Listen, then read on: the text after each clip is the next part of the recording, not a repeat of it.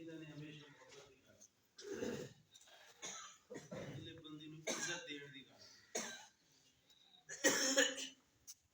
कोई झगड़े दी गल नहीं प्यार दी गल सलाम दुआ रखने दी गल बीमार होने के बावजूद भी दोस्तों खुद फोन से राबते कर